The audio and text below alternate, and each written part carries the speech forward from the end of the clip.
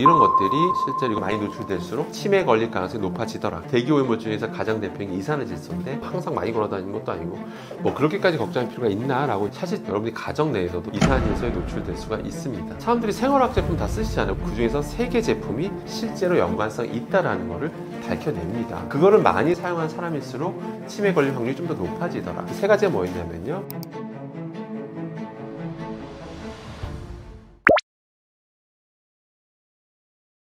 치매에 대해서 좀 말씀드리고 싶은데요. 일단 뭐 치매라고 하는 거는 뭐 전 세계적으로 가장 관심이 많은 병이라고 할 수가 있겠죠. 일단은 뭐 이런 말도 있더라고요. 치매에 걸리면 뭐 본인은 행복해지고 주변은 불행해지는 뭐 그런 병이다. 뭐 이렇게 표현하기도 하더라고요. 근데 다 불행한 거라고 봐야겠죠. 근데 일단 뭐 사회적 비용도 엄청나고요. 본인과 가족의 피해는 말할 것도 없지만 거기 들어가는 비용들, 그런 사회적 비용도 엄청나고요. 또 결국 우리가 내는 의료보험비도 점점 늘어나겠죠. 그렇기 때문에 당연히 최대한 치매 환자가 늘어나지 않는 게 가장 중요할 겁니다. 근데 이건 모든 나라가 사실 다 같은 마음이거든요. 그래서 이 치매에 대한 연구가 정말 활발합니다. 뭐 의학계든 일반 과학계든 굉장히 치매에 대한 원인들 이런 것들 막 계속 연구하고 있는데요. 그래서 저는 이제 제 화학 관련 전문가로서 관련된 얘기 좀 들려드리도록 하겠습니다. 최근에 이제 치매 원인이 뭐 종류가 너무 많잖아요. 너무 많은데 최근에 좀 이제 우리가 좀 눈여겨봐야 될 그런 연구 결과들이 나온 게 있습니다. 근데 치매가 과연 뭐와 관련이 있을까라고 했더니 일단 뭐 크게 일단 중금속들, 어떤 유해한 중금속들, 납이라든지 카드뮴이라든지 뭐 수은이라든지 이런 중금속과 확실히 상관관계가 있다라고 하는 그런 연구 결과가 또 최근에 나온 바가 있고요. 뿐만 아니라 최근에 더 충격적인 결과가 나온 바가 있습니다. 대기오염 있죠. 우리 대기오염 항상 우습게 보면 안 되잖아요. 항상 그 전 세계로 대기오염 되게 관리하잖아요. 근데 대기오염을 일으키는 주된 어떤 위험한 어떤 기체가 있거든요. 어떤 이산화질소 이런 것들이 대표적인 건데 그런 이산화질소 같은 것들에 많이 노출되면 노출될수록 확실히 치매와의 상관관계가 있다라는 것이 또 최근에 밝혀진 바가 있습니다. 그러니까 결론은 유해하다고 알려진 것들이 실제 우리 몸에 유입되면 치매까지 영향을 줄 수 있다는 게 밝혀진 거죠. 일단은 중금속들, 중금속 중에서 납, 그다음에 카드뮴, 수은, 또 비소 뭐 이런 것들이 실제로 이거 노출되면 많이 노출될수록 치매에 걸릴 가능성이 높아지더라. 그런 상관관계가 명확한 상관관계가 있다는 게 밝혀졌고요. 뿐만 아니라 우리가 대기오염 물질도 있죠. 대기오염 물질 중에서 가장 대표적인 게 이산화질소인데 이산화질소에 많이 노출되면 노출될수록 우리가 치매에 걸릴 가능성이 높다라는 거죠. 자, 그러면 다들 이렇게 생각하세요. 대기오염 물질 우리가 뭐 안 좋은 거 다 알고 있고 근데 우리가 뭐 우리가 이제 차도가 여기 인도가 있잖아요. 인도 걷다 보면 당연히 이제 자동차로부터 나온 매연 있죠. 매연에서 배기가스에서 이산화질소 많이 우리가 접하게 되는데 근데 뭐 우리가 뭐 항상 걸어 다니는 것도 아니고 차도 옆으로 우리가 뭐 항상 많이 걸어 다니는 것도 아니고 뭐 그렇게까지 걱정할 필요가 있나라고 이제 질문 주신 경우도 있는데요. 사실은 바깥에서는 그런 자동차가 어떤 이산화탄소 배출에 이제 주된 원인이라면 사실 집안에서도 여러분이 가정 내에서도 사실은 이산화질소에 노출될 수가 있습니다. 이걸 꼭 명심하셔야 됩니다. 그러니까 무슨 얘기냐면요. 다 요리하시잖아요. 다 요리해서 식사를 하실 텐데요. 요리할 때 어떤 거 이용하시죠? 바로 가스레인지를 이용하실 텐데요. 가스라는 게 정말 말 그대로 가스를 이용하는 거잖아요. 근데 가스를 태우게 되면 보통 어떤 일이 발생하냐면 이게 유해한 가스들도 같이 발생해요. 뭐냐면 이 온도가 너무 높다 보니 가스불이 그래서 공기 중에는 산소와 질소가 있잖아요. 거기에 화학 반응을 유도해서 결과적으로 이산화질소도 배출이 되게 됩니다. 이산화질소 아까 뭐라고 했죠? 자동차 배기가스에서 나오는 거잖아요. 대기오염 물질이잖아요. 근데 그게 가스레인지 요리하는 과정에서 나온다라는 거죠. 이런 것들을 앞에 요리하시는 분들은 상대적으로 더 많은 고농도로 들이마시게 되게 되겠죠. 그럴 경우에는 아까 말씀드린 대로 치매랑도 상관관련이 있다라고 하니까 반드시 그런 걸 주의하셔야 되겠죠. 그럼 가스불 안 쓰고 어떻게 될까요? 뭐 전기레인지를 교체하는 것도 한 방법이겠지만 당장 교체하기 어려운 경우도 있잖아요. 그러면 그 때문에 반드시 요리하실 때는 반드시 환기를 하셔야 됩니다. 근데 보통 환기하라고 하면 보통 이렇게 하세요. 딱 가스레인지 앞에 있고 옆에 있는 문 하나 살짝 여세요. 이게 환기라고 생각하세요. 근데 그건 환기가 아닙니다. 그 정도에서 환기가 잘 안 돼요. 실제 실험해봐도 제대로 희석이 잘 안 됩니다. 반드시 2군데는 여셔야 됩니다. 그냥 공기 순환이 되면서 유해가스 농도가 확 낮아져요. 그렇기 때문에 반드시 2군데 이상 여서서 반드시 환기가 잘 되게 하는 게 중요합니다. 이렇게 얘기하면 너무 좀 오버하시는 거 아닙니까? 이렇게 생각할 수도 있는데 그렇지 않습니다. 지금 미국에서는요, 이 가스레인지 금지 추진 법안이 진행 중입니다. 지금 캘리포니아주와 뉴욕주는 지금 진행 중이고요. 당일 관련 업체에서 소송을 걸었죠. 행정소송 걸었고요. 지금 재판 중입니다. 1심 결과 나왔고 2심 결과 나왔고 지금 3심 결과 남았습니다. 3심에서 딱 결론 나면 미국 캘리포니아주와 뉴욕주에서는 공식적으로 가스레인지를 더 이상 판매할 수가 없습니다. 써서는 안 된다는 얘기예요. 그 정도입니다. 왜 그랬을까요? 그들은 뭐 과학 기술이 떨어져서 뭐 황당한 소문만 믿고 그렇게 하는 걸까? 아니겠죠. 공식 미국 화학협회에서도 입장문을 냈습니다. 가스레인지를 켜는 것만으로도 유해 물질이 너무 많이 발생하니까 이거는 반드시 좀 교체해야 된다. 전기레인지를 교체할 것을 촉구한다라고 입장문을 낸 적도 있습니다. 그렇기 때문에 여러분들 그게 미국에서 그렇게 바뀌면 우리나라도 영향을 받겠죠? 네, 그럼 그때 가서 너무 후회하지 마시고 반드시 가스레인지 사용하실 때는 환기를 잘 시키셔야 된다는 꼭 명심하시길 바라겠습니다. 최근에 어떤 좀 충격적인 논문이 나와서 전 세계적으로 좀 되게 화제가 됐었는데 뭐냐면요. 어떤 연구진이 사람들이 생활학 제품 다 쓰시잖아요. 그러면 혹시 저런 걸 많이 쓰는 사람과 혹시 어떤 우리 몸에 치매와 연관성이 있지 않을까를 조사해 봤어요. 그래서 한 8개 제품을 조사해 봤더니 그 중에서 3개 제품이 실제로 연관성이 있다라는 것을 밝혀냅니다. 그 3가지가 뭐였냐면요. 구강청결제, 방향제, 소독제였습니다. 그러니까 그거를 많이 사용한 사람일수록 치매 걸릴 확률이 좀 더 높아지더라. 이런 걸 이제 밝혀냈던 거죠. 많은 사람들이 충격에 휩싸였죠. 일상적으로 많이 쓰는 거니까요. 그럼 도대체 왜 그럴까? 이제 그것까지 이제 후속 연구가 더 많이 필요한 상황인데요. 근데 여기서 약간 잠정적인 좀 결론을 내면, 추정을 하자면, 저 3가지 공통점이 뭐냐면, 그리고 일상적으로 우리가 좀 더 많이 접하는 거고요. 그러니까 그때 8개 조사했다고 했잖아요. 근데 3개가 더 관리했다고 했는데, 상대히 8개 중에 저 3개가 좀 더 우리가 사용 빈도수가 좀 높은 거였어요. 좀 높은 거였고, 그 다음 또 뭐냐면, 당의 저런 제품 주제에는 살생물제 성분이 들어갑니다. 살생물제가 뭐냐면 한마디로 제품의 보존력을 늘려주는 뭐 그런 것도 있고요. 한마디로 어떤 항균 능력이 있는 그런 성분들이 이제 당의 안에 있는 건데요. 당이 그래야지 뭐 소독도 되고 그런 거잖아요. 근데 그런 걸 많이 노출돼. 아무래도 저런 제품들 많이 쓰게 되면 아무래도 항균 성분에도 더 많이 노출되기 때문에 치매와도 연관되어 있는 것으로 이제 추정을 하고 있습니다. 그렇기 때문에 그래서 여기서 이제 팁을 좀 알려드리면, 구강청결제 같은 경우는 우리가 하고 뱉잖아요. 뱉을 때 적당히 좀 남아 있어야 뭔가 계속 좀 개운한 느낌도 들고 그러는데, 그러지 마시고 이게 하는 게 약간 살균을 하려는 거잖아요. 그러니까 충분히 좀 해서 살균하셨으면 다시 한번 이제 물로 충분히 좀 가급적 거의 남지 않도록 충분히 헹궈 주시는 게 좀 더 바람직하겠습니다. 물론 충치 건강에 좀 더 남아있는 게 좋을 수는 있어요. 근데 하지만 그건 치약하고도 똑같거든요. 치약도 어떤 전문가는 치약이 좀 남는 게 또 충치 건강에 좋다라고 하고, 어떤 사람은 그러면 결국 치약을 먹게 되니까 안 좋다라고 하는 전문가가 있는 것처럼, 그래도 치매와 연관성까지 나온 마당에 그래도 구강청결제 사용하신다면 충분히 좀 물로 헹궈 주시기를 좀 당부드리겠습니다. 방향제 좀 말씀드리면, 방향제 같은 경우도 참 우리가 많이 쓰는데 그래도 저기 이제 휴발하면서 그런 살생물질 성분도 많이 노출되기 때문에 주기적으로 좀 환기해서 좀 사용하시는 것이 중요하겠다, 이렇게 보시면 되겠습니다. 당시 연구 결과도 흥미로웠던 게, 여성한테서 저런 화학제품 사용량과 어떤 그 인지기능 저하 능력이 좀 상관관계 더 강하게 나타나다, 이렇게 나왔는데, 근데 그거에 대해서도 연구진도 명확하게 뭐 밝힌 건 아닙니다. 사실 명확히 결론 난 건 아닌데요. 근데 추정하자면 상대적으로 방향제나 뭐 소독제나 어떤 구강청결제나 사용 빈도수가 상대적으로 여성이 좀 높을 가능성이 있거든요. 또 뭔가 소독, 뭔가 청소 이런 것도 관련해서도 상대적으로 남성보다 여성이 좀 더 많이 사용할 가능성들이 있고, 그러다 보니까 좀 더 노출될 가능성이 많다라고 현재 추정을 하고 있는데, 아직까지 명확히 결론 난 건 없습니다.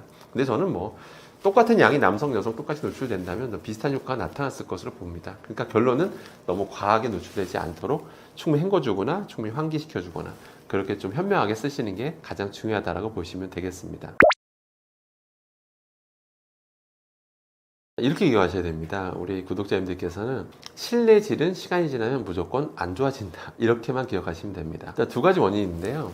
예전에 저도 실험 영상 보고 저도 좀 놀란 적이 있었는데요. 뭐냐면 그냥 일반 가정집이에요. 새로운 뭐 가구도 없어요. 가구도 없는데 그런 이제 공기 어떤 유해한 화학 물질들 이제 분석하는 장비를 가지고 측정을 해보니까 시간이 지나니까 서서히 포름알데히드 수치가 조금씩 계속 높아지더라고요. 포름알데히드, 일군 발암 물질입니다.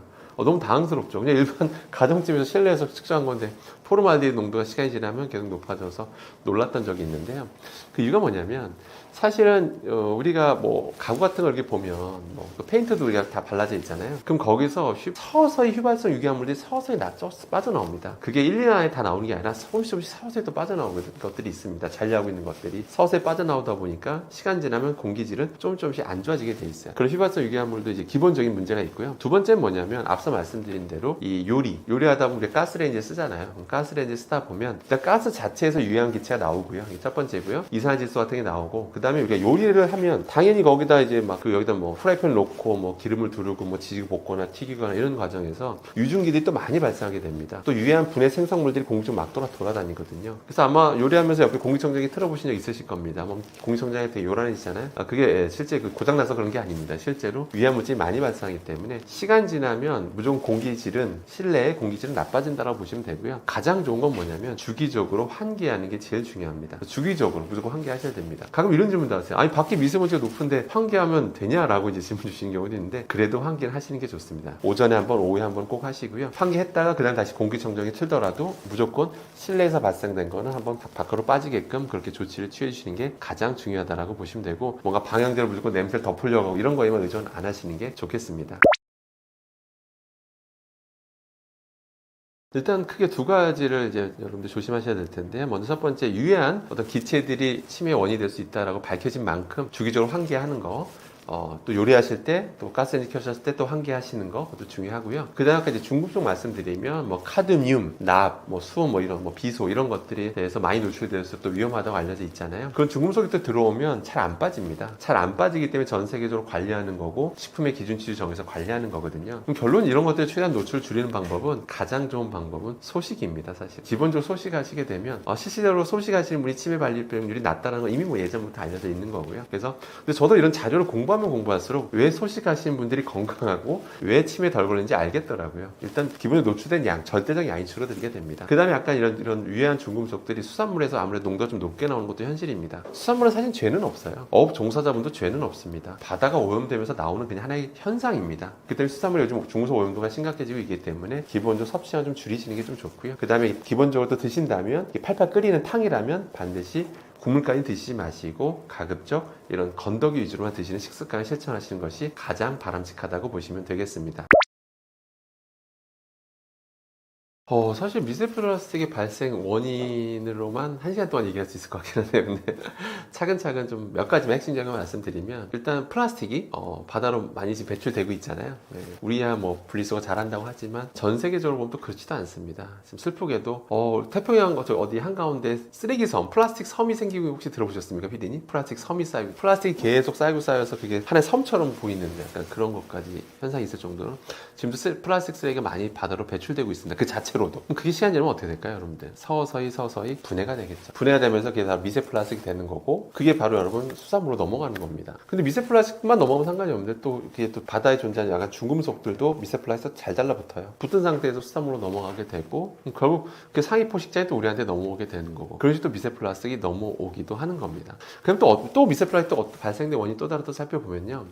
예를 들어 우리가 페트병, 생수, 이거 정말 많이 다들 쓰시잖아요. 많이 사용하시고 많이 애용하실 텐데, 여러분 페트병 용기라는 게 처음부터 그 모양일까요? 페트병 용기가? 당연히 아니겠죠. 당연히 그 모습으로 만들기 위해서 성형 가공이라는 걸 하게 됩니다. 그래서 어떤 성형 가공을 하게 되냐면, 먼저 처음에 그 프리폼이라고 해서 사출 성형을 먼저 한번 한 다음에 얘를 고압 고온에서 이제 블로우 성형이라는 걸 해요. 정말 부는 겁니다. 블로우 성형. 기계로 이제 블로우 성형을 하게 되면 이제 틀에 맞춰서 블로우 성형하게 되면 우리가 아는 그 모양이 만들어지는 거거든요.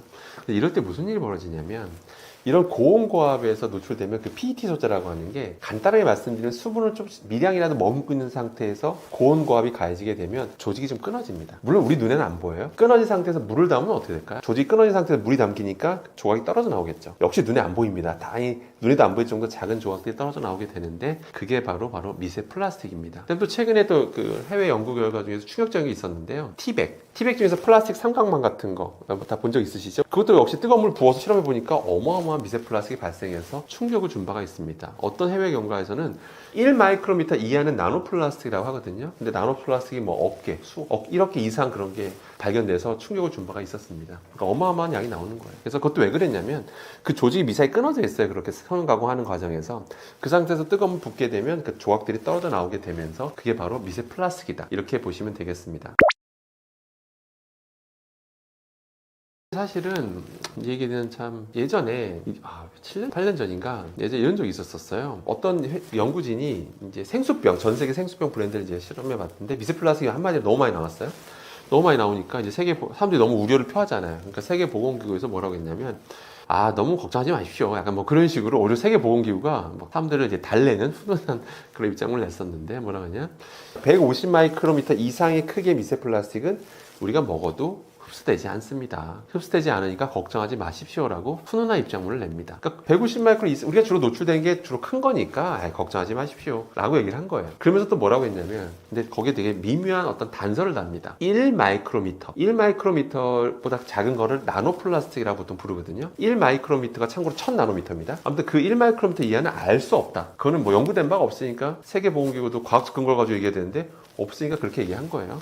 자, 그랬는데 다들 그러고 나서 세계보건기구가 뭐 걱정하지 말라고 하니까 괜찮은 줄 알았었죠. 그런데 그 뒤로 시간이 흐릅니다. 2022년에 충격적인 결과가 나오기 시작합니다. 네덜란드 연구진이 무슨 실험을 했냐면요, 네덜란드 성인을 데리고 실험을 한번 해봐요. 어떤 실험을 하냐면 피를 뽑습니다. 피를 뽑아서 과연 그 안에 미세 플라스틱이 있을까라고 이제 실험을 한번 해본 거예요. 충격적이었습니다. 분명 세계보건기구에서 그랬잖아요. 크기가 큰 건 흡수가 안 된다고 해서 먹어봤자 변으로 다 배출된다. 근데 네덜란드 성인들 22명인가 조사했더니 17명한테서 미세 플라스틱이 관찰이 된 겁니다. 그것도 우리가 일상적으로 쓰는 플라스틱들이 발견된 거예요. 폴리스타일린 플라스틱, PET 미세 플라스틱, 폴리올레핀계 미세 플라스틱 이런 것들이 그대로 발견된 겁니다. 그때 그랬죠? 크기가 크면 흡수 안 된다면서요. 근데 혈액으로 넘어갔잖아요. 왜 넘어갔을까요? 흡수가 됐다는 얘기죠. 그러니까 사이즈가 작은 것들이 우리는 은연중에 많이 노출되고 있다는 걸 그때 이제 밝혀졌던 거죠. 이렇게 밝혀진 것도 몇 년 안 됐어요. 지금 2025년이잖아요. 3년 전에서야 그런 것들이 밝혀졌다라는 겁니다. 그럼 미세 플라스틱이 들어왔을 때 어떤 독성이 있을까요? 이런 연구는 지금 전 세계적으로 지금 폭발적으로 이루어지고 있습니다. 논문들이 막 여기저기서 나오고 있어서 저도 다 일일이 다 공부하기 힘들 정도로 너무 많은 연구 결과가 지금 나오고 있는 상황입니다. 자, 그럼 이게 들어왔을 때 뭐 독성 결과들 뭐 하나만 말씀드리면 어떤 연구진이 무슨 실험을 했냐면 PS, 폴리스타이렌 미세 플라스틱 가지고 한번 실험을 해봤어요. 그거 가지고 PS는 어디 많이 쓰이냐면 여러분 일회용 그 커피 뚜껑 있죠? 그 흰색 커피 뚜껑 그게 PS 폴리스타이렌이고요. 또 우리 스티로폼 아시죠? 스티로폼 또 폴리스타이렌이라 보시면 되고 스티로폼 느낌 나는 그 사발면 있죠? 그런 거 그것도 다 폴리스타이렌이고요. 그 다음에 우리 만두 가끔 포장하신 적 있으신가요? 만두? 네, 만두 그 약간 그 스티로폼 느낌 나는 그 용기에 주잖아요. 포장해 주잖아요. 그것도 다 PS입니다. 거기에서 발생하는 미세 플라스틱 가지고 실험을 해본 거예요. 동물 실험을 해봤더니 왕창 먹여봤습니다. 먹여봤더니 위암 발생률이 더 증가하더라. 그리고 암 환자 있어 보신 분들 다 아시겠습니다만은 가장 중요한 게 전이거든요. 전이 가능성도 훨씬 더 높이더라. 뿐만 아니라 항암제 내성도 더 증가시키더라. 항암제 내성 생기면 그럼 최악인 겁니다. 항암제 내성을 더 증가시키더라라는 연구 결과를 발표한 바가 있습니다. 이건 그냥 제가 말씀드릴 것 중에 하나 예시인 거고요. 그 외에도 수많은 독성 결과들이 계속해서 지금 나오고 있습니다. 심지어 지금 안타깝게도 아직까지 이건 안 밝혀졌어요. 우리가 미세 플라스틱 먹었을 때 이제 넘어가는 것까지 밝혀졌죠. 그런데 과연 우리 몸을 돌아다니는 미세 플라스틱이 어느 정도 시간이 지나야 빠질까요? 어느 정도 시간이 지나야 빠질까요? 이게 안 밝혀졌습니다. 어떤 경로로도 수많은 경로로 미세 플라스틱 먹잖아요. 그럼 다들 궁금하시죠? 이게 그럼 언제 지나야 빠집니까? 라는 질문이 있을 텐데요. 그게 지금 명확히 연구된 바가 없습니다. 이미 혈액으로 넘어가는지 밝혀진 것도 3년 전에 밝혀졌어요. 몇십 년 전에 밝혀진 게 아닙니다, 여러분들. 그러니까 그만큼 아직 연구 결과가 너무 적어요. 그렇기 때문에 한마디로 내가 먹은 미세 플라스틱이 어느 정도나 머물다 빠질지 모르는 상황에서 최대한 노출을 최소화하는 게 가장 중요하다. 이렇게 기억하시면 됩니다. 이제 페트, PET 소재를 우리나라는 이제 가장 많이 쓰고 있는데요. 일단 페트 생수병에서 미세 플라스틱이 나오느냐 이걸 따져봐야 되는데 뭐 해외 연구 결과도 그렇고 국내에서 연구진이 또 실험한 결과도 있는데요. 역시 대다수의 페트병에서 미세 플라스틱은 관찰이 되고 있습니다. 그건 이제 팩트고요. 이제 PET 이제 미세 플라스틱이 많이 관찰되는데 이제 그런 것들에 대해서 이제 독성 연구가 충분한가라고 했을 때 아직 PET 미세 플라스틱에 대해서는 아주 명확하게 완전 뭐 모든 학자들이 동의하는 뭐 그런 명확한 독성결과가 나온 건 사실 없습니다. 근데 시간이 지금도 연구 중이기 때문에 시간 지나면 연구가 밝혀지겠죠.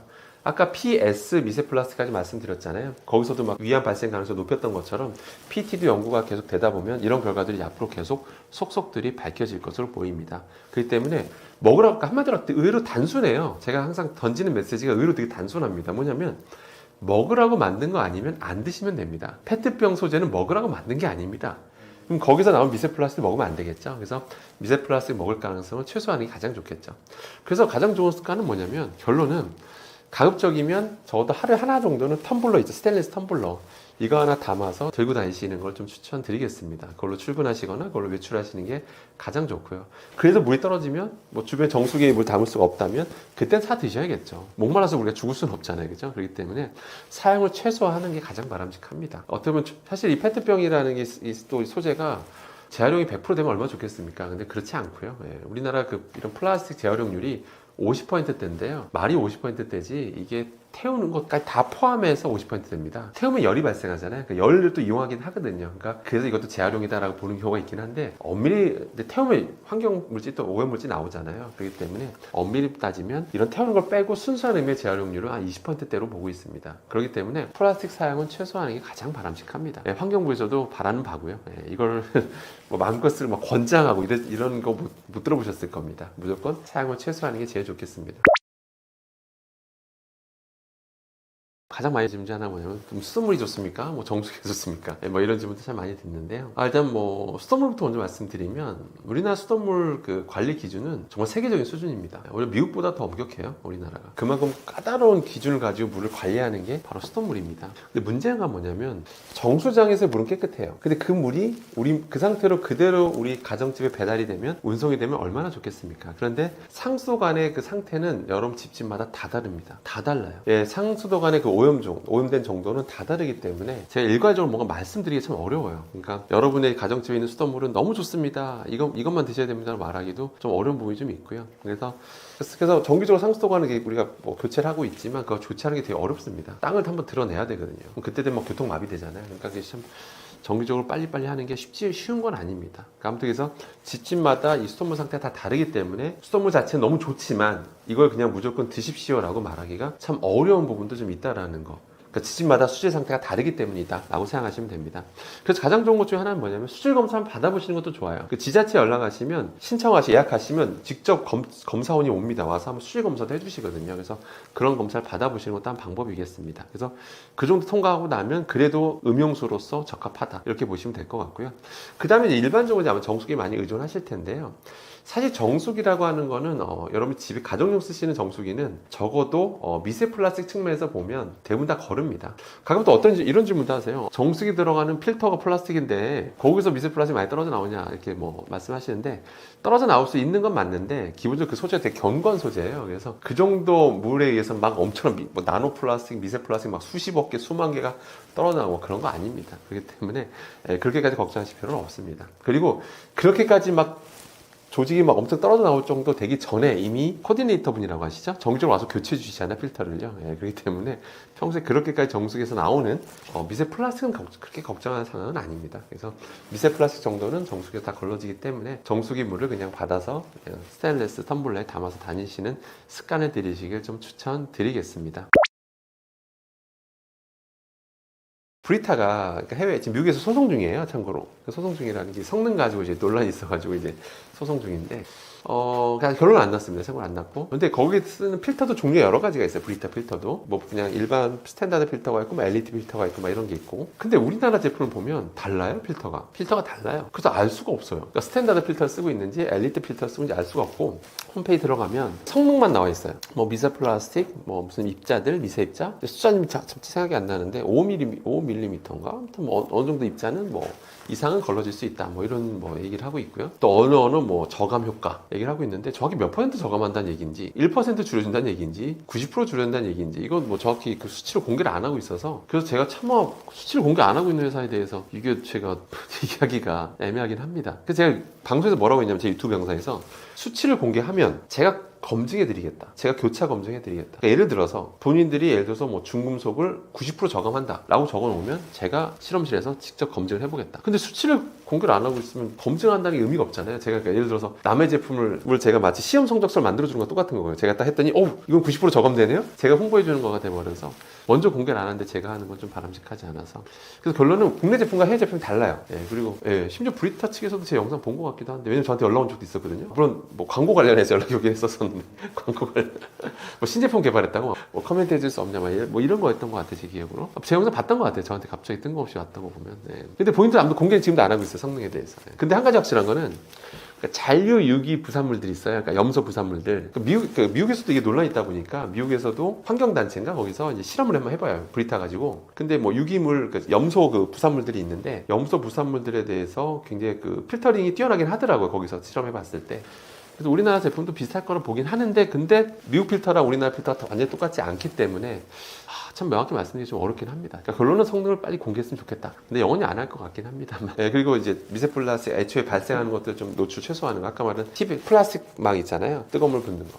그러니까 플라스틱 망이 그래서 이제 많은 업체에서 PLA 플라스틱으로 만든 이런 삼각망으로 제품도 출시했는데요. 그러면서 미세 플라스틱 걱정하지 마십시오. 우리는 생분해성 플라스틱으로 만들었습니다. 이런 건 이제 홍보하기도 하는데요. 이건 이제 방송 내보낼지 마실지 한번 판단해 보시고요. 뭐냐면 이게 실제 옥수수로 만든 거 맞아요. 옥수수로 만들었으니까 이거 괜찮지 않을까 이렇게 생각할 수가 있는데 문제가 뭐냐면 역시 그걸 때 뜨거운 물 붓게 되면 이제 미세 입자들, 미세 플라스틱 나오는 건 맞는데 생분해성이니까 우리 몸에 들어왔을 때 다 분해되는 거 아니야? 라고 생각하실 수가 있는데 분해되는데 시간이 오래 걸립니다. 분해되는데 수주에서 수개월이 걸리기 때문에 돌아다니는 동안 그게 어떤 영향을 미치는지 명확히 밝혀진 바가 없어요. 실제 독성료가 나온 적도 있고요. 실제로 그 PLA 미세 플라스틱조차도 독성료가 나온 바가 있고요. 이게 돌아다니면서 혈관을 혹시라도 막는데 일조할지 말지도 하는지 안 하는지도 지금 연구가 충분히 안 돼 있고요. 명확하지가 않은 상태입니다. 그렇기 때문에 역시 PLA도 먹으라고 만든 건 아닙니다, 여러분들. 그러니까 여러분들 좀 많이 오해하시는데 PLA 먹으라고 만든 거 아니에요. 그게 뭐냐면 우리가 플라스틱을 너무 많이 쓰니까 그래서 이게 좀 생분해가 되는 걸 많이 쓰면 이걸 나중에 분리수거해서 땅에 묻어서 분해시켜버리자. 이게 이런 목적으로 만든 거지 먹으려고 만든 게 아닙니다. 먹으라고 만든 것도 아니고요. 근데 참고로 제가 말씀드리면 그 PLA 생분해성 플라스틱을 환경부에서 친환경 인증을 취소하려고 했었습니다. 친환경 인증을 줬다가 최근 그걸 취소하려고 했었어요. 근데 업계에서 막 반발하고 생산한 공장도 이미 다 만들어졌는데 갑자기 친환경 인증 취소해버리면 난리가 나겠죠. 그래서 취소를 유예해버립니다. 그래서 지금도 여러분들은 편의점 가시면 막 비닐 받잖아요. 그러면 여기 보면 생분해성 비닐입니다 라고 마크가 적혀 있을 거예요. 지금도 그렇게 쓰이고 있는 거예요. 근데 이게 왜 환경부에서 취소하려고 했을까요, PD님? 왜 그랬을까요, PD님? 아니 생분해성이라고 처음에 인증해 줬다가 지금 다시 취소하려고 한다는 게 너무 이상하잖아요. 그 이유를 말씀드리면 사실은 여러분 분리수거 해보셨죠? 아시잖아요. 생분해성 플라스틱이랑 따로 분리수거 하십니까? 안 하시잖아요. 안 하죠? 왜 안 하고 있을까요? 생분해가 그냥 되는 게 아닙니다. 이거를 땅에다 묻은 다음에 특정 온도까지 올려야 돼요. 그 다음에 습도도 70%까지 올려야 돼요. 특정 온도, 특정 습도로 올린 상태에서 또 특정 미생물을 뿌려줘야지만 그래야지만 서서히 분해가 되는 겁니다. 자, 그러면 그런 땅을 확보하기가 쉬울까요? 어려울까요? 어렵겠죠. 지금도 뭐 땅이 부족해서 뭐 아파트 지을 데가 없다, 뭐 수도권에는 막 이런 얘기가 나오고 있는데 그런 거 할 매립지도 없고요. 첫 번째. 두 번째. 그 정도 온도를 올리고 그 정도 습도를 유지하는 것도 하나의 다 비용이죠. 그거 다 에너지입니다, 여러분들. 열을 만들려면 그 정도 온도까지 올리려면 전기를 쓰거나 뭐 해야 되잖아요. 가스를 태우거나 해야 되는데 그럼 그게 다 환경 오염입니다. 그러니까 친환경이라고 막 그렇게 분해하려고 했는데 정작 그런 걸 분해하는 과정은 전기를 쓰거나 이래야 되니까 그러니까 친환경을 보기가 어려운 거죠. 이러다 보니까 현실적으로 찌지 않다라고 해서 결과적으로 환경부에서 친환경 인증을 취소하려고 했었던 거죠. 그런데 지금은 이미 그걸 믿고 다 생산업체들이 많이 우후죽순 많이 생겼는데 다 망하게 생긴 거예요. 그러다 보니까 그냥 취소를 유예하는 그런 일이 현재 대한민국에서 벌어지고 있는 겁니다. 왜 생분해성 플라스틱에 대해서 친환경 인증도 취소하려고 했냐면 일단은 별도로 분리수거 하고 있지도 않을 뿐더러 분리수거 해봤자 그 뭐 매립할 데도 없고 그러다 보니까 오히려 일반 플라스틱과 섞여서 버리잖아요. 그럼 오히려 이게 일반 플라스틱, 재활용 그나마 좀 되는 플라스틱조차도 이 생분해성 플라스틱이 이 재활용을 오히려 방해하더라. 또 별도로 그걸 또 다시 분리해야 되는 또 일이 또 생기는 거죠. 또 이게 혹시라도 오염돼서 이게 이리로 넘어가 버릴 수도 있거든요. 혹시 분해돼서 넘어가 버리게 되면 오히려 이 다른 일반 우리가 재활용하는 플라스틱의 재활용률을 더 방해하더라. 그렇기 때문에 친환경을 취소하려고 했던 겁니다. 일단 미세 플라스틱의 노출을 완전히 피하는 방법은 없습니다. 아무리 생각해봐도 나는 미세 플라스틱으로부터 온전히 벗어난 삶을 살겠어 라고 마음 먹으면 불가능합니다.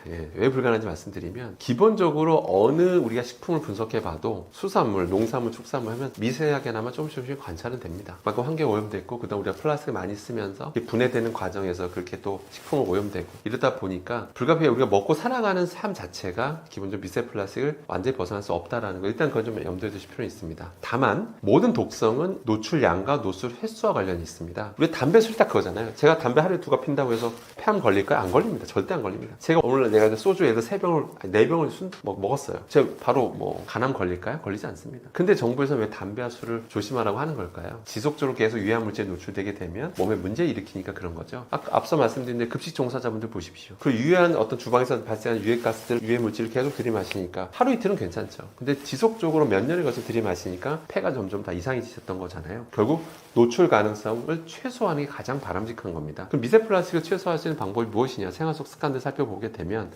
먼저 첫 번째로 일단은 우리가 식품에서는 아무래도 바다가 자꾸 미세 플라스틱으로 또 역시 오염이 많이 되다 보니까 수산물에서도 미세 플라스틱 오염도가 높아지고 수밖에 없습니다. 그렇기 때문에 여기 수산물 섭취는 조금, 그러니까 섭취를 하지 말라는 게 아니라 섭취량은 좀 조절할 필요가 있다라고 이제 보실 필요가 있고요. 그 다음에 페트병 생수를 좀 사용을 좀 자제하고 가급적이면 스테인리스 텀블러를 꼭 하나씩 갖고 다니시기를 좀 당부드리고요. 그 다음에 랩 같은 거 절대 음식에 직접 감싸서 전자레인지 돌리는 행위는 절대 하시면 안 된다는 거. 그러면 실제로 분해가 돼서 미세 플라스틱이 실제 음식물에 달라붙게 된다는 거. 제가 직접 특수현미경으로 관찰까지 했습니다. 그렇기 때문에 그런 꼭 조심하실 필요가 있고요. 그 다음에 일반 폴리올레핀 계열, 그러니까 PE 소재가 비닐이 안전하다고 해도 거기다 음식물 담아서 냉동 보관한 다음에 꺼냈을 때는 바로 개봉하지 마시고 충분히 찬물에서 담가서 해동한 다음에 그 다음에 개봉하시게 되면 미세 플라스틱 노출 가능성을 줄이게 되고요. 그 다음에 또 여러분들이 이런 만두 용기 있잖아요. 만두 용기, 스티로폼 느낌 나는 그게 바로 PS라는 소재인데 그럼 먹다 보면 은근 이렇게 자꾸 긁어요. 음식을 통해서 그러니까 표면을 긁게 되잖아요. 그렇게 되면 다량의 미세 플라스틱이 또 용출되고 우리가 또 먹게 될 가능성이 있는 거거든요. 또 그런 스티로폼 느낌 난 용기 를 사발면 드실 때도 가급적이면 이렇게 좀 최대한 긁거나, 그러니까 막 젓가락으로 표면 안을 막 긁거나 이런 가능성을 최소화하시는 게, 그러니까 마찰이 일어날 가능성을 최소화하시는 게 가장 좋다라고 보시면 되겠습니다. 그리고 모든 제품들, 그러니까 플라스틱 용기들 많이 쓰시잖아요. 실리콘 제품 플라스틱도 있고, PP, PE 이런 플라스틱 용기들 집에 다 하나씩 갖고 계실 겁니다. 근데 그런 것들을 여러분들이 꼭 명심하셔야 될 게 영구적인 제품이 아니라는 겁니다. 육안선으로 보면 멀쩡해 보이거든요. 그런데 그래서 왠지 이게 구멍 날 때까지 써야 될 것 같고, 그래야지만 내가 환경을 지키는 것 같지만 근데 안타깝게도 우리가 직접적인 당장의 미세 플라스틱 노출을 최소화하려면 이거는 주기적으로 교체해야 되는 제품이라는 거 꼭 명심하셔야 됩니다. 그래서 사람마다 사용한 게 다 다르기 때문에 일괄적으로 말씀드릴 수는 없지만 적어도 흠집이 육안으로 딱 봤을 때 흠집이 좀 눈에 띄게 많아졌다. 그러면 미련 없이 그냥 교체해서 쓰시는 게 좋습니다. 그렇게 되면 그렇게 눈에 띄게 흠집이 많아질 정도면 실제로 이게 조직들이 많이 약해져 있다는 얘기거든요. 조직이 많이 약해질 정도로 오래 쓰였다는 얘기고 거기다 음식물 담고 뭐 하다 보면 떨어져 나와요. 계속 불필요한 미세 플라스틱 섭취하게 되는 것이기 때문에 그러시면 안 되겠죠. 그렇기 때문에 플라스틱 제품은 무조건 정기적으로 교체해서 쓰는 제품이다. 오히려 환경이 걱정되신다면 오히려 이런 것들은 분리수거에 더 신경 쓰시는 게 좋겠다. 그리고 아무튼 플라스틱 사용은 기본적으로 사용을 줄이시는 게 가장 환경을 살리시는 것도 꼭 명심하시기 바라겠습니다. 짧게 대답하기 좀 어렵고요. 뭐냐면 너무 이것저것 많아가지고 그래서 그냥 몇 가지만 좀 설명드리도록 하겠습니다. 일단은 이제 주방에서 하면 앞서 말씀드린 대로 일단은 그 가스레인지 이런 게 문제고요. 그 다음에 이런 것도 있어요. 너무 이 전기레인지라고 해서 그러면 상대적으로 무조건 안전하게 그런 건 아니거든요. 전기레인지 같은 경우도 이제 전자파는 차치하더라도 전기레인지라 하더라도 전기레인지 2가지 종류가 있어요.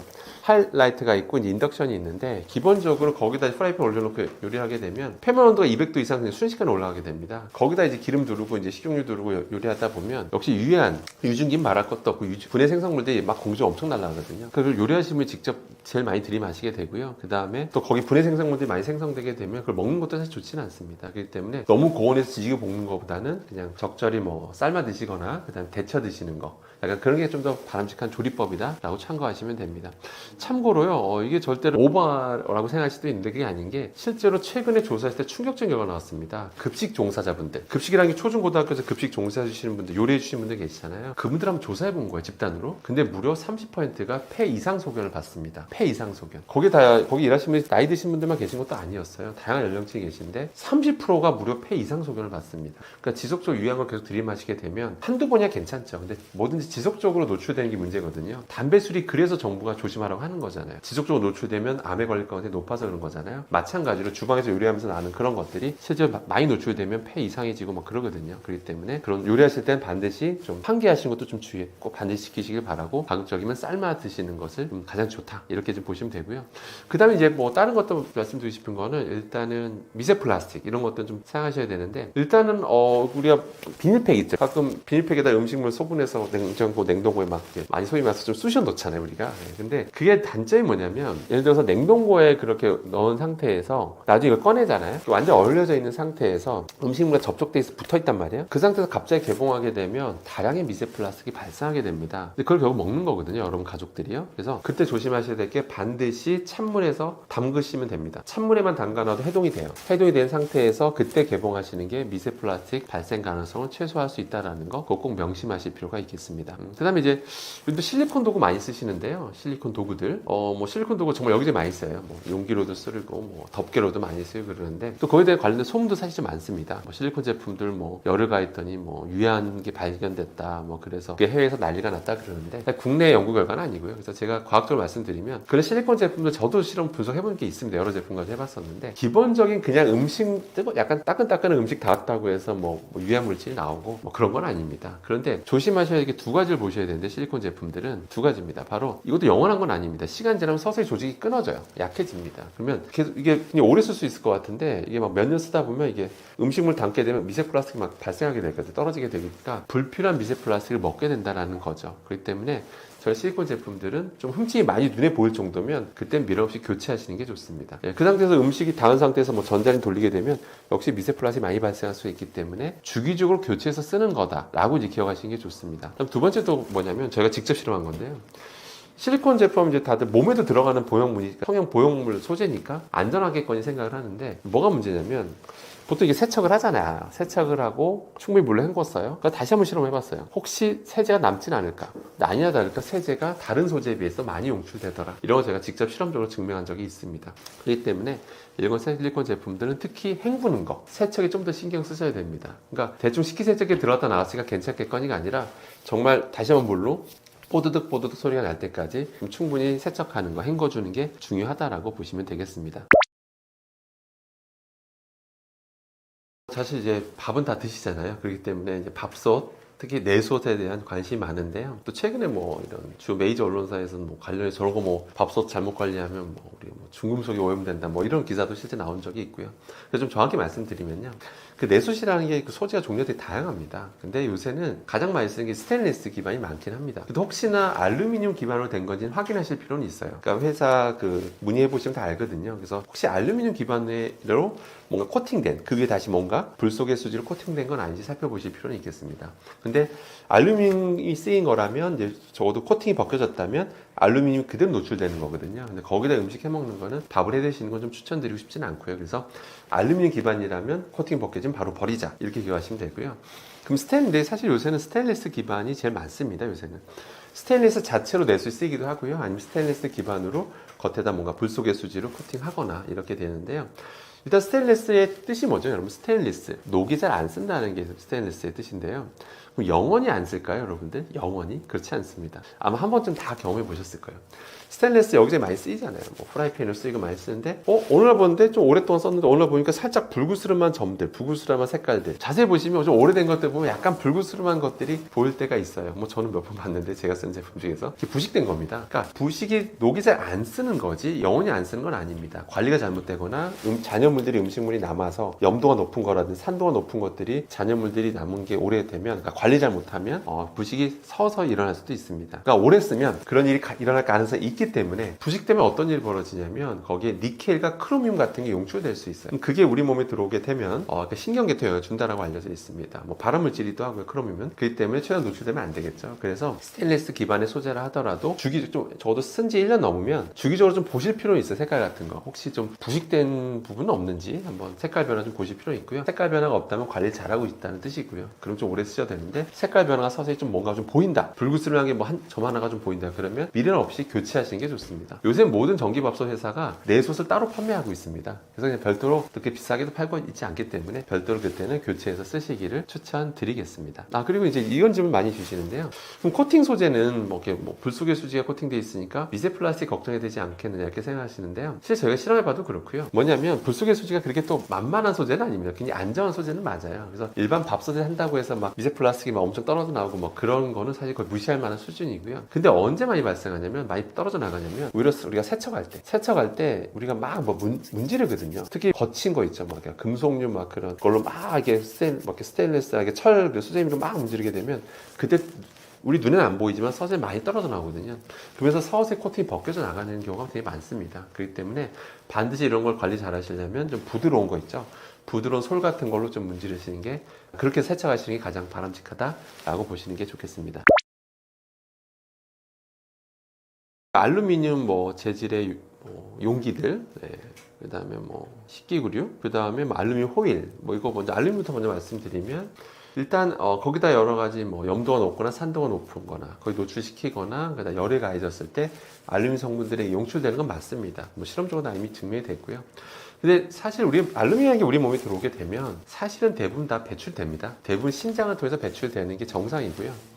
별로 특별히 걱정 안 하셔도 돼요. 그런데 문제가 뭐냐면, 신장 기능이 건강할 때는 상관이 없는데 시간이 지나면 신장 기능은 서서히 떨어지게 되죠. 나이가 들면 당연히 떨어지게 됩니다. 그 때문에 충분히 신장을 통해서 배출이 못 되고 이제 쌓일 가능성이 높기 때문에 우려를 표하는 겁니다. 그렇기 때문에 식약처에서조차도, 그러니까 평소에 너무 걱정할 필요는 없지만 그래도 불필요한 알루미늄 섭취는 자제해야 되기 때문에 그런 염도 높은 그런 것들은 알루미늄 식기류에서는 조리하지 말라고 공고를 하고 있는 겁니다. 절대 제가 오버하는 게 아닙니다, 여러분들. 그렇기 때문에 식약처 공고사항에도 한 만큼 그런 알루미늄 식기류나 알루미늄 호일 같은 거는 그냥 거기다가는 산도 높거나 염도 높은 것들, 이런 것들은 좀 노출을 자제하는 것이 좋겠다, 이렇게 보시면 되겠습니다. 그다음 니켈 같은 거는 스테인리스가 부식됐을 때 이제 보통 용출될 수 있는 거기 때문에 이제 이게 들어오면 신경계통에 영향을 줄 수가 있습니다. 그렇기 때문에 부식이 됐을 때 얘기고요. 평소에는 걱정하실 필요가 없습니다. 그래서 부식된 여부들, 그러니까 오래 썼을 때 스테인리스 제품을 뭐 한 2, 3년 쓰다 보고 또 그 이상 쓰다 보면 관리 잘못하면 부식될 수가 있기 때문에 주기적으로 관찰하시고, 그래서 결국 세척이 제일 중요합니다. 그러니까 스테인리스 제품도 세척 잘 하시는 게 중요하고, 눈에 보면 대충 깨끗해 보이는데 이 미세한 홈들이 점점 많이 생겨서 잔여물들이 미세하게 껴요, 점점.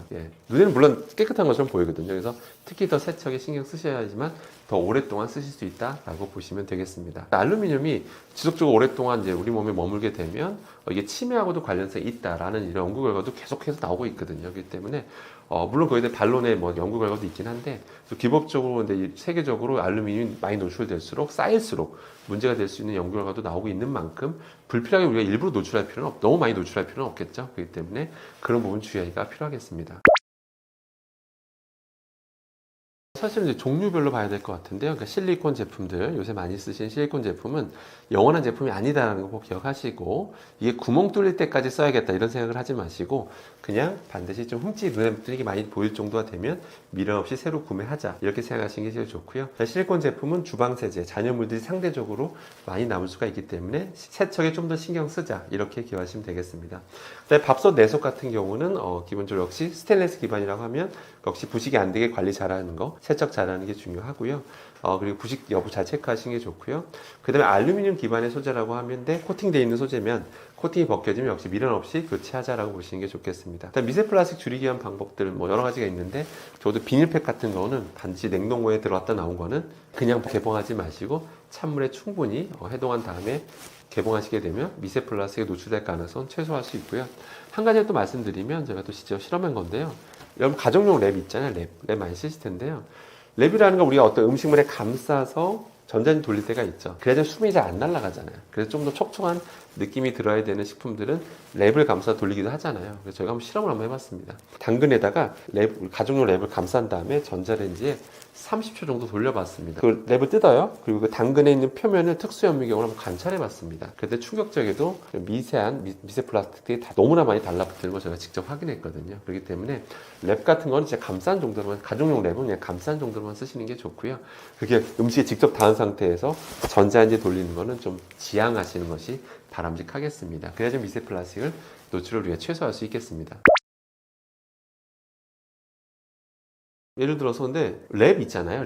랩이 사실은 크게 두 가지 종류로 나뉩니다. 가정용 랩과 업소용 랩으로 좀 나뉘게 되는데요. 가정용 랩은요, 집에 있는 제품 한번 딱 들여다보시면 폴리에틸렌이라고 적혀 있어요. PE라고 적혀 있거나요. 그럼 앞에 LD, PE. 결국 이 PE, 폴리에틸렌, 이건 우리는 폴리올레핀 계열이라고 말을 하는데요. 가정용 랩은 다 그거라고 보시면 됩니다, 요새는. 그런데 업소용 랩은 좀 달라요. 업소용 랩은 PVC 랩을 많이 씁니다. PVC 랩을 쓰는 게 불법도 아니고요. 그 이유가 뭐냐면 좋아요. 왜 좋냐면 쫙쫙 늘어나고요. 그리고 딱 음식에 용기에 딱 붙였을 때 잘 달라붙습니다. 점착력도 너무 좋고요. 또 우리 고기 마트 가면 고기 사잖아요. 고기가 랩에 감싸져 있잖아요.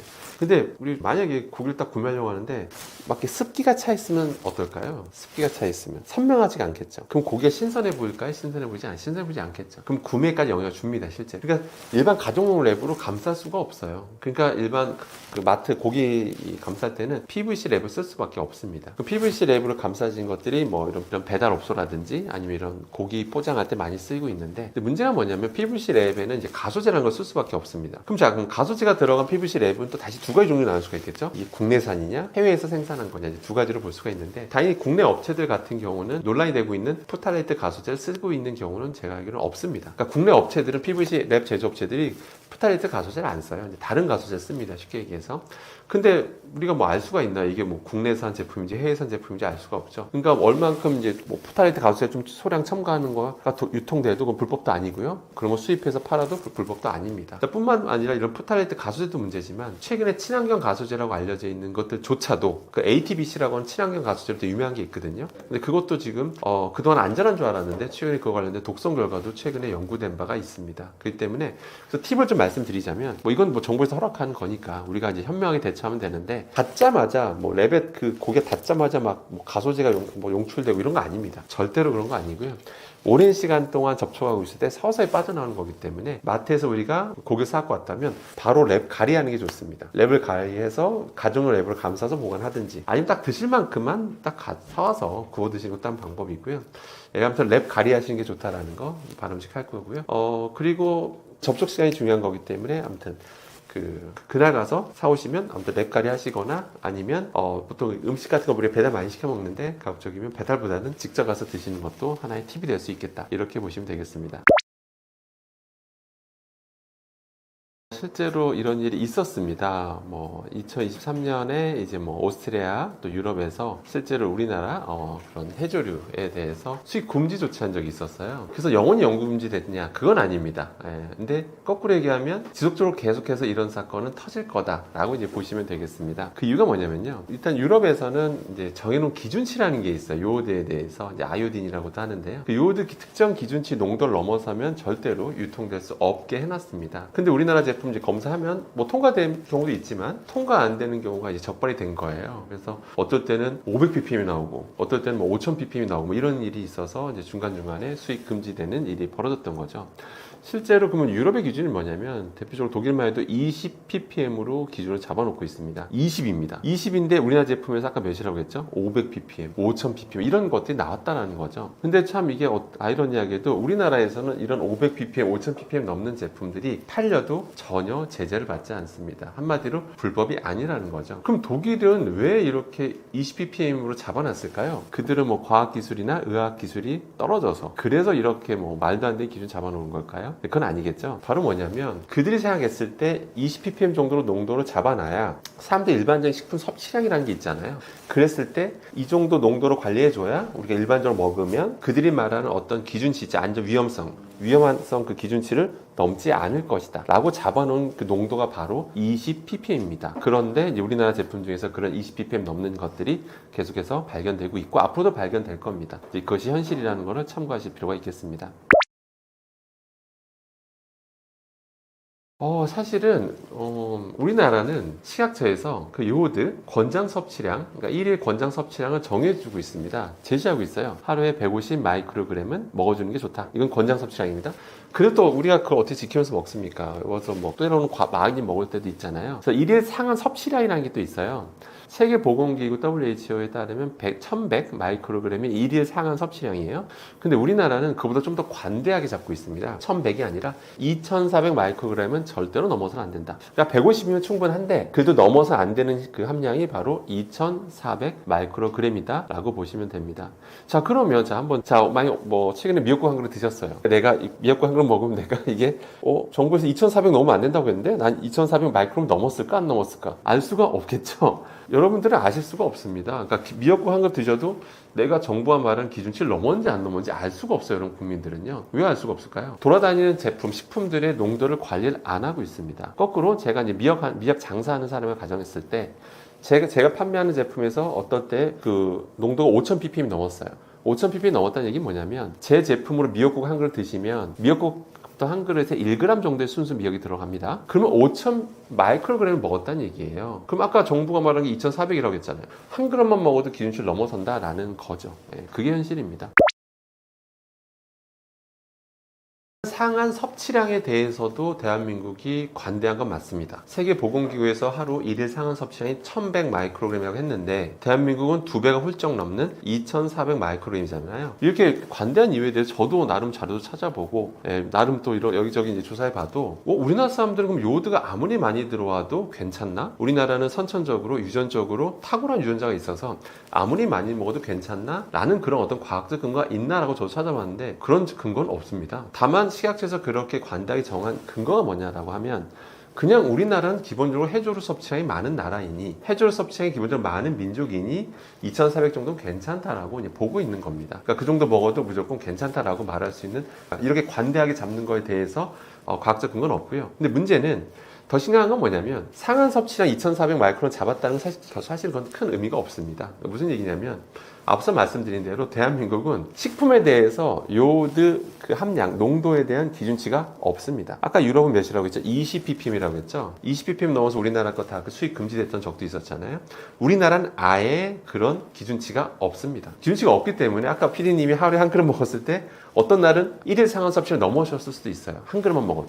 하지만 어떤 미역을 드셨을 때는 상한 섭취를 넘지 않으셨을 수도 있어요. 그러니까 돌아다니는 식품은 지금 우리가 알 수가 없다는 거죠. 어느 정도 높은 농도로 돌아다니는 제품이 있는지 없는지조차도 우리는 알 수가 없다는 것이 이제 심각한 문제이기 때문에 뭐 상한 섭취량 넘었네 안 넘었네 이런 거 따지는 것 자체가 사실 의미가 없습니다. 그럼 요오드 얘기 잠깐 하면 그럼 독일은 아니 왜 그러니까 아무튼 특정 농도 넘으면 안 된다고 하고 있잖아요. 그럼 요오드가 도대체 뭐길래 한번 잠깐 거기에 대한 보충점이 좀 필요할 것 같습니다.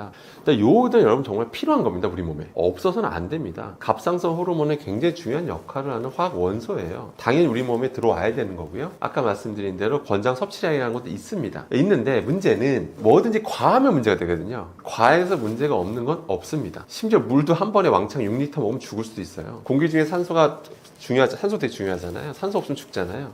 근데 공기 중에 산소가 100% 되면 어떻게 될까요, 여러분들? 사람은 죽습니다. 뭐든지 지나쳐서 많은 건 좋은 거 하나도 없습니다. 요오드는 마찬가지로 요오드도 많이 들어오게 되면 어떤 일이 벌어지냐면 갑상선 기능 저하증이라든지 갑상선 기능 항진증 이런 것들이 나타날 수가 있기 때문에 유럽에서도 과학적 근거를 가지고 그렇게 관리하는 거다라고 보시면 됩니다. 그러니까 뭐든지 지나치면 안 좋다. 특히 우리나라는 더 전 신경 써야 된다고 봅니다. 왜냐하면 우리나라 갑상선암 발병률이 세계 1위입니다. 세계 1위 나라이기 때문에 물론 이거에 대해서는 논란이 있는 건 맞아요. 왜냐하면 그 1위인 이유가 검사를 많이 해서다. 검사를 많이 안 했으면 그렇게까지 1위는 안 했을 거다. 뭐 이런 논란이 있는 건 사실이지만 아무튼 갑상선암 발병률이 높은 나라에서 이런 나라에서 갑상선에 영향을 줄 수도 있는 요오드 함량에 대해서 기준치조차 없다라고 하는 거는 분명히 전 문제라고 보고 있습니다. 그러니까 권장 섭취량은 다 해놓고선 권장 섭취량, 1일 상한 섭취량 정해놨는데 식품에 대한 기준치는 없다라는 겁니다. 그러니까 어떤 식품에서 왜냐면 그 어떤 그러니까 식품 업체가 있어요. 미역 식품 업체가 있으면 매번 이게 채취할 때마다 농도가 다릅니다. 요오드 농도가. 근데 아무리 많든 아무리 적든 그건 상관없다라는 거죠. 우리나라에서는 다 팔 수 있다라는 겁니다. 근데 다만 그걸 해외에 판매했더니 유로에 판매했더니 무슨 일이 있었죠? 수입 금지 조치됐던 일이 벌어졌다는 게 현실입니다. 그래서 우리나라에서는 아직까지는 지금 정하지 않고 있는데 저는 제 생각에는 지금 2025년 기준은 없지만 2035년 뒤에 되면 저는 당연히 생길 거라 봅니다. 거꾸로 생각하면 2035년에 2025년을 바라보게 되면 아니 우리나라는 기준치조차 없었어? 라고 놀란 날이 반드시 온다라고 저는 확신합니다. 그러니까 언젠가는 조만간에 저는 기준치가 생길 것으로 보고 있습니다. 그러면 제가 이렇게 말씀드리면, 그럼 이제 뭐 김, 미역, 다시마 이런 거 먹으면 안 되는 걸까? 이렇게 생각할 수도 있는데, 그런 건 아닙니다. 당연히 그 내에도 좋은 성분들이 많거든요. 그렇기 때문에 당연히 유익한 식품은 맞는데, 다만 이제 요오드 함량이 이제 문제가 되고 있는 것 뿐입니다. 그럼 제가 좀 하나의 팁을 알려드리면, 먼저 미역을 말씀드리면, 미역 같은 경우 우리가 보통 미역국으로 많이 먹잖아요. 그럼 팔팔 끓이는 과정에서 미역 내 다양한 성분들이 좀 빠져나오거든요. 그때 요오드 성분도 꽤 빠져나오게 됩니다. 그러니까 100% 빠져나오는 건 아니지만 그래도 나름 저감 효과가 있기 때문에 미역국을 드신다면 주로 건더기 위주로 드시면 확실히 체내에 유입되는 양을 줄일 수 있다는 거 꼭 기억하시면 좋겠습니다. 뭐 다시마도 마찬가지고요. 근데 김 같은 경우는 그렇게 먹진 않잖아요. 그냥 건조된 상태 그 자체 우리가 먹기 때문에 김 같은 경우는 좀 섭취량을 좀 조절하실 필요는 있다라고 보시면 되겠습니다. 과부라 화합물, 영어로는 약자로 PFAS라고도 합니다. 그런데 이게 지금 요즘 전 세계적으로 좀 이슈가 되고 있습니다. 절대 우리나라만의 이슈는 아니고요. 전 세계적으로 이슈가 되고 있고 뭐 기준도 점점 엄격하게 되고 있는 그런 건데요. 도대체 과부라물이 뭘까요? 뭐냐면 사실 이건 한 가지를 의미하는 게 아닙니다. 종류가 너무 많습니다. 뭐냐면요. 그냥 쉽게 말씀드려서 어떤 이제 분자가 있는데 거기에 이제 불소 원자가 좀 많은 것들, 그런 것들을 저희는 통칭해서 과불화 화합물이라고 부르게 되는데요. 이러다 보니까 종류가 너무 많죠. 공식적으로 등록된 과불화물 종류만 4,000종이 넘습니다. 어마어마하죠. 그만큼 많은 것들이 지금 등록되어 있고 다양한 분야에서 쓰이고 있다라고 보시면 되겠습니다. 근데 이게 왜 사람들이 우려하는 이유가 뭐냐면 이게 굉장히 안정해요. 너무 안정해요. 자연의 환경에서 안정하고 우리 몸에 들어와도 안정합니다. 안전하다, 세이프, 안전하다가 아니라 안정합니다. 안정하니까 잘 분해가 안 돼요. 사실 뭐든지 우리 몸에 들어왔을 때나 자연에 배출됐을 때 분해가 잘 되면 아무도 걱정을 안 합니다. 근데 너무 안정하다 보니까 분해가 안 되고 우리 몸에 들어와서도 일정 기간 머물면서 문제를 일으키니까 지금 전 세계적으로 관심을 갖는 거거든요. 그래서 관련된 독성 연구도 지금 계속 활발하게 지금 밝혀지고 있는 중인데요. 대표적으로 최근에는 뭐 갑상선 암과도 관련이 있다라고 밝혀졌고요. 특히 갑상선암 세계 발병률 1인 우리나라에서는 조금 더 신경 써서 이 사실을 살펴봐야 되겠죠. 그 외에도 다양한 여러 종류의 문제들을 일으킨다라고 알려져 있는 만큼 지금 각별히 전 세계에서 관심을 갖고 있는 그런 유해한 화학 물질이다라고 보시면 되겠습니다. 일단 과불화물이라고 하는 거는 일단은 아까 안정하다고 말씀드렸는데요. 그래서 뭐 방수 의료에도 쓰이고 뭐 소파라든지 뭐 이런 뭐 가구에도 제조할 때도 많이 쓰이고 뭐 전자제품 제조할 때도 쓰이고 이러다 보니까 그런데 우리가 뭐 옷에 쓰였다 한들 뭐 가죽에 쓰인다 한들 우리가 옷을 빨아먹는 건 아니지 않습니까? 전자제품 우리가 빨아먹는 것도 아니고 그런 상태로 우리가 노출되지는 않습니다. 실제 정부가 조사를 했는데 과연 우리나라 그러니까 사람들은 어떤 경로로 과불화물에 노출되는가 살펴봤더니 주로 식품이었습니다. 주로 식품에 의해서 여러분들은 과불화물에 오염이 된다라고 보시면 됩니다.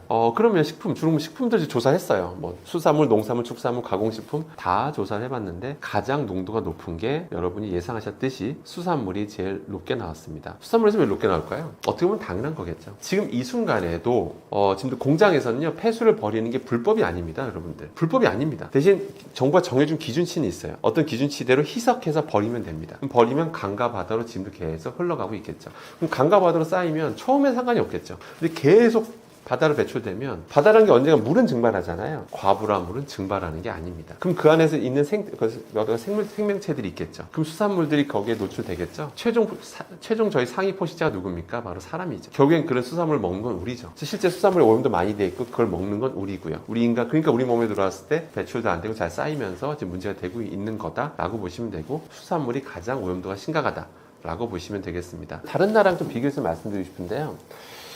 그러면 이게 지역별로 좀 차이가 있지 않느냐라는 질문 주시는데요. 지역별로 차이가 심합니다. 지역별로. 그러니까 어느 바다에서 수산물을 우리가 채취했느냐에 따라 포획했느냐 이게 지역별로 너무 차이가 심한 거예요. 참고로 대한민국이란 그 지리적 위치를 한번 생각해 보세요. 일단 대한민국도 제조업이 굉장히 발달한 나라죠. 근데 옆에도 또 무시무시한 나라들이 있죠. 일본도 그렇고 중국도 있고 베트남도 있고 다 제조업이 발달한 나라들입니다. 제조업이 발달한 나라들이고 그러다 보니까 상당히 우리 주변 인근에서 해역이 상대적으로 오염도가 높을 수밖에 없겠죠. 되겠죠. 그래서 실제 우리나라 주변에서 채취한 그 수산물들의 과불암물 농도가 검출률이 유럽 인근에서 나온 그런 수산물보다 검출률이 높게 나온, 또 심하게 검출이 높게 나온 과분함물도 있었습니다. 아까 과분함물 종류가 4,000종이 넘는다고 했는데 어떤 종류는요, 우리나라 생선에서 거의 80% 이상 나온 거예요. 그 수산물 10개 중에 8개 검사하면 그냥 그 특정 과분함물이 나와요. 근데 유럽에서 검사를 해보니까 10개 중에 한 3개 나오더라 이거. 그러니까 지역별로 검출이 좀 다르고요. 또 검출률은 좀 높더라도 뭐 약간 검출은 차이가 나더라도 뭐 농도 측면에서 보면 우리가 좀 높게 나오고 뭐 이런 경우들도 많다라고 보시면 되겠습니다. 아니면 뭐 딴 데가 좀 농도 높게 나오면 검출률 상대적으로 유럽이 낮다든지, 아무튼 그런 식으로 결국 우리나라가 그러니까 검출률과 농도 이런 오염도를 종합적으로 보면 좀 우리나라의 그 인근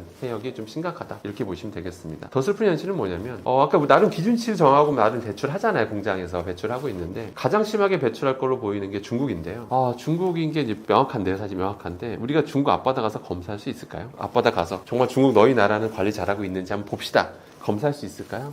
불가능하겠죠. 만약에 우리나라 공무원이 거기 가서 그거 하고 있다가 걸리면 난리가 날 것 같습니다. 당장 또 뭐 여러 가지 제재 조치가 일어나겠죠. 중국 당국도 우리나라 앞바다에서 이렇게 앞바다에서 조사 못하듯이 우리도 못합니다. 그러니까 그게 슬픈 현실이고요. 그래서 결과적으로 우리 인근의 수산물들이 오염도가 좀 높아지고 있다. 이것이 현실입니다. 수산물 그러면 아예 끊고 뭐 고기만 왕창 먹고 뭐 채식만 왕창 해야 되냐 뭐 이렇게 질문 주실 수 있는데요. 일단 수산물 섭취량을 기본적으로 좀 조절하시는 건 필요한 건 맞습니다. 너무 과한 섭취는 안 하시는 게 좋고요. 뭐든지 많이 먹어 좋은 건 없습니다만은 뭐 축산물이든 농산물 다 마찬가지. 많이 먹어 좋은 건 없죠. 근데 수산물 같은 경우는 특히 좀 섭취량을 좀 조절할 필요가 있겠습니다. 요즘같이 바다 오염이 심각한 세상에서는요. 기본 섭취량 줄이되 드신다면 당연히 저도 먹습니다. 저도 물론 별미긴 합니다만 저 수산물 같은 거 좋아하고 먹습니다. 그러니까 섭취량만 섭취했으면 조절하는 거고. 그럼 드실 때 어떻게 하면 좋냐면요. 예를 들어서 어떤 탕으로 드신다고 쳤을 때 막 탕을 드셨어요. 탕을 드시면 그냥 그 팔팔 끓이는 과정에서 이게 그 생선 내에서 여러 성분들이 빠져나오는데 그때 과불함물도 좀 빠져나오는 효과가 있긴 있습니다. 역시 100% 빠져나온 건 아니지만 그래도 나름 저감 효과가 있거든요. 그래서 가급적 국물 얼큰한 막 국물 드시면 뭐 좋아하시는 분들 많으신데 그러지 마시고 국물째 드시지 마시고 그냥 건더기 위주로만 드시는 그런 식습관을 가지시는 게 제일 좋겠습니다.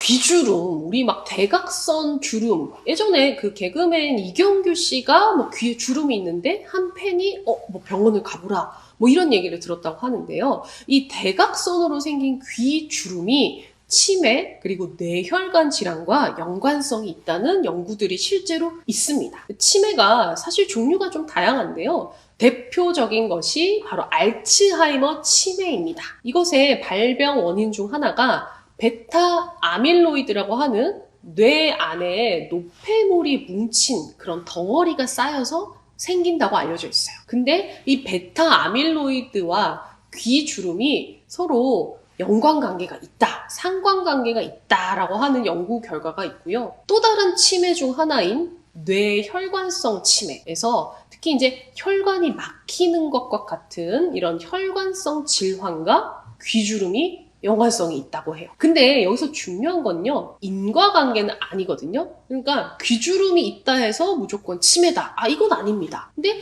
귀주름이 있을 때 치매일과 동반되어 있을 확률이 좀 높다 정도로 아시면 될 것 같아요.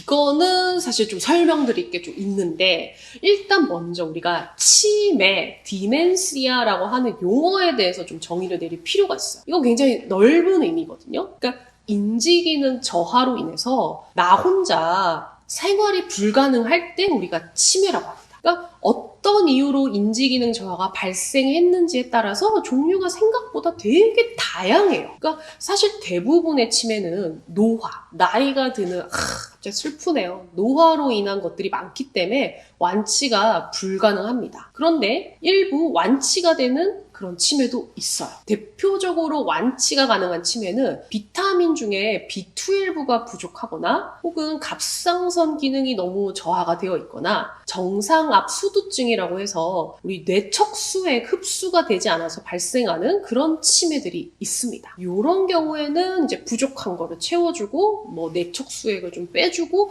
이러면은 치매가 완치될 수도 있어요. 그런데 사실 불행하게도 대부분의 치매는 완치가 불가능해요. 이건 아직까지 마치 우리가 늙는 거를 막지 못하는 것과 비슷하다고 보시면 돼요. 그러니까 그러면 완치가 불가능한 치매는 어떤 게 있고 그거의 초기 증상이 무엇이냐? 사실 이게 조금 더 중요할 것 같은데요.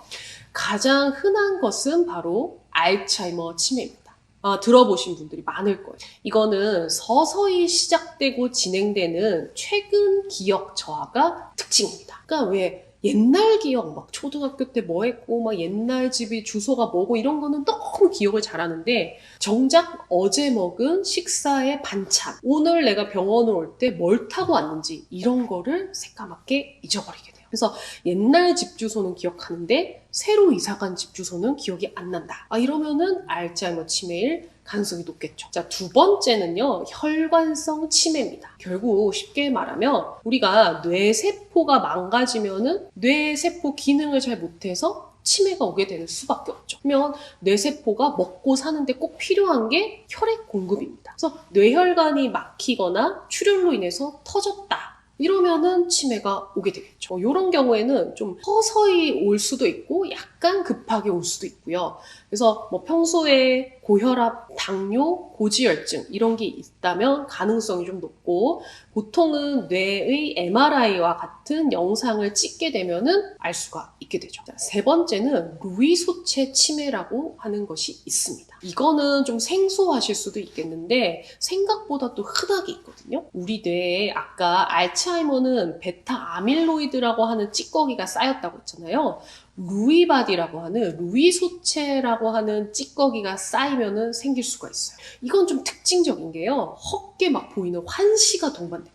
실제로 막 환자분이 뭐 어떤 아지랑이가 보인다든지 뭐 동물이 보인다든지 뭐 귀신이 보인다든지 이런 거를 갑자기 호소하시기도 하고 그 다음에 이런 인지기능 저하가 생긴 이후에 파킨슨 증상이 발생해요. 뭐 종종 걸음을 걷거나 가만히 있는데 손을 떤다든지 그리고 인지기능의 변동성이 특징인데 이건 뭐냐면 갑자기 느닷없이 막 잊어버렸다가 갑자기 돌아와요. 이런 경우 잘 없거든요. 그렇다면은 루이소체 치매의 가능성이 있습니다.